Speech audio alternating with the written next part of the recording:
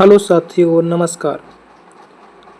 हम आप सभी के लिए एनसीईआरटी इतिहास वन लाइनर प्रश्न लेकर आए हुए हैं, जो कि आप लोगों का सुपर 35 क्लास में चल रहा था। उसका आज 4 क्लास है। तो चलिए बिना समय गवाए हुए सीधे प्रश्न पे आते हैं। तो आपका पहला प्रश्न है,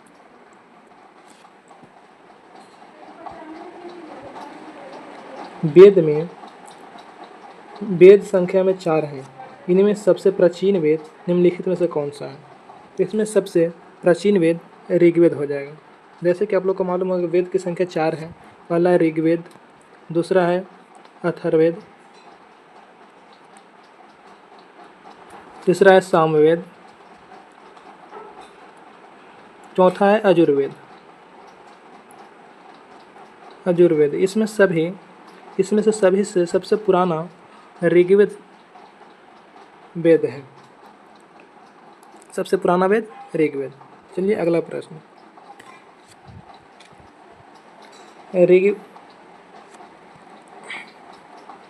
ऋग्वेद में निम्नलिखित में से किन नदियों का उल्लेख सबसे कम हुआ है? व्यास नीचे दिए हुए कूट का प्रयोग करके सही उत्तर चुनिए। इसमें केवल गंगा और यमुना का सबसे कम उल्लेख किया गया है। इसमें ऋग्वेद और सिंधु का सबसे ज़्यादा उल्लेख है। ये आप लोग याद रखिएगा। आप लोग को पढ़ने में थोड़ा सा कठिनाई होगा, क्योंकि ये एनसीईआरटी ऑनलाइनर है। प्रश्न संख्या 3 पर चलते हैं। आप लोग धैर्य बनाए हुए रखिए।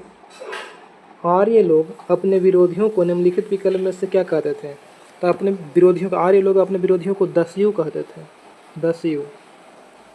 अगला प्रश्न है, ऋग्वेद में संस्कृत की आरंभिक कृति जो लगभग कितना वर्ष पुरानी है? ये लगभग 3500 वर्ष पुरानी है। अगला प्रश्न है, किस वेद में 1000 से ज़्यादा प्रार्थनाएं हैं जिनमें सूक्त कहा गया है? ऋग्वेद में 1000 से ज़्यादा सूक्त हैं। अगला प्रश्न, युद्ध देवता माना जाता है। युद्ध का देवता किसे माना जाता था ऋग्वेद में? तो इंद्र को माना जाता था युद्ध का देवता। अगला प्रश्न है, किस देव में मवेशियों, बच्चों, खासकर पुत्रों और घोड़ों की प्राप्ति के लिए अनेक प्रार्थनाएं हैं? यह ऋग्वेद में दिया हुआ है। अगला प्रश्न है,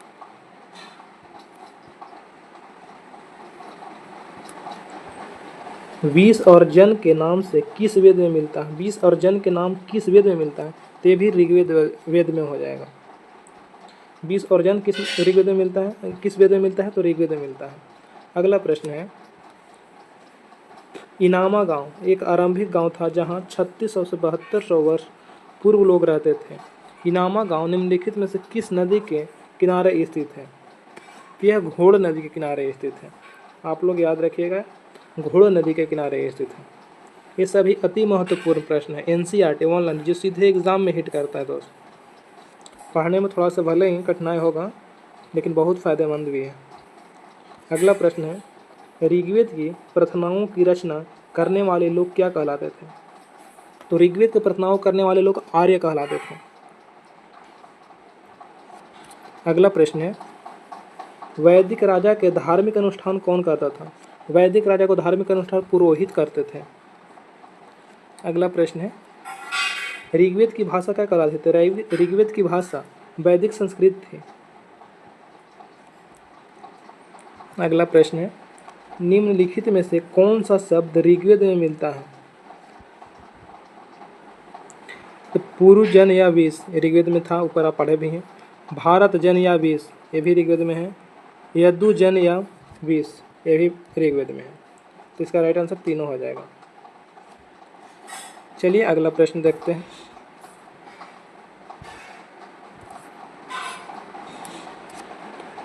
ऋग्वेद में किस ऋषि के सतलज और ब्यास नदियों के साथ वार्तालाप का वर्णन है? तो विश्वामित्र जी का ऋग्वेद में सतलज और ब्यास नदियों का संकलन दिया हुआ है। अगला प्रश्न है, ऋग्वेद में किन दो नदियों को देवियों के रूप में पूजित के बीच संवाद प्रस्तुत किया गया है?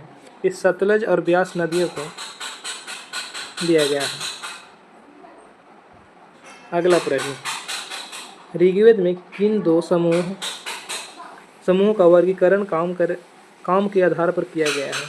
ऋग्वेद में किन दो समूह का वर्गीकरण काम के आधार पर किया गया है?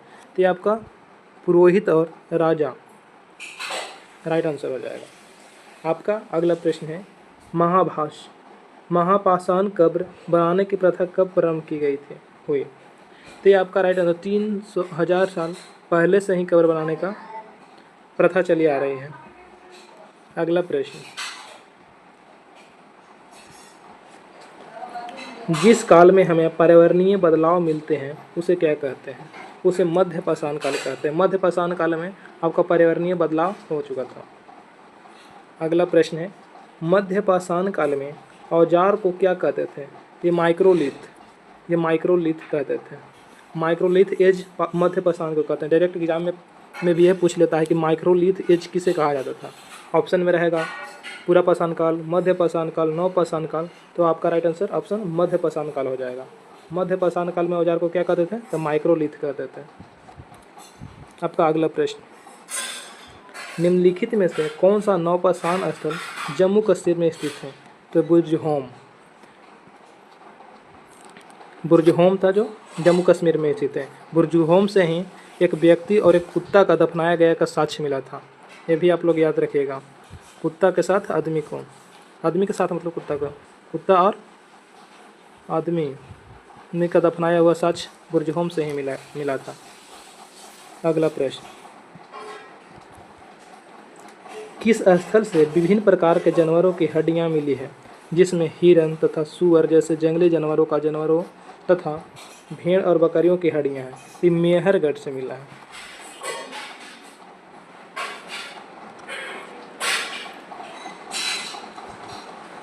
मेहरगढ़ से मिला है हड्डियों का, किसी भी जानवरों का हड्डियों का साक्ष्य। में भी आपको मालूम होगा कि मेहरगढ़ से ही सबसे पहले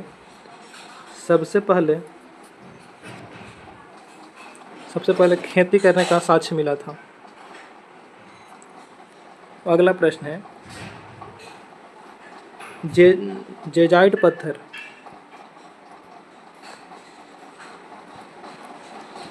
अगला प्रश्न है कि जेडाइट पत्थर कहाँ से प्राप्त हुआ? जेजाइट पत्थर ये आपको दाओजली हैंडिंग से प्राप्त होता था। अगला प्रश्न है, पुरातत्व स्थल कोल्डिहवा कहाँ स्थित है? तो कोल्डिहवा उत्तर प्रदेश में स्थित है।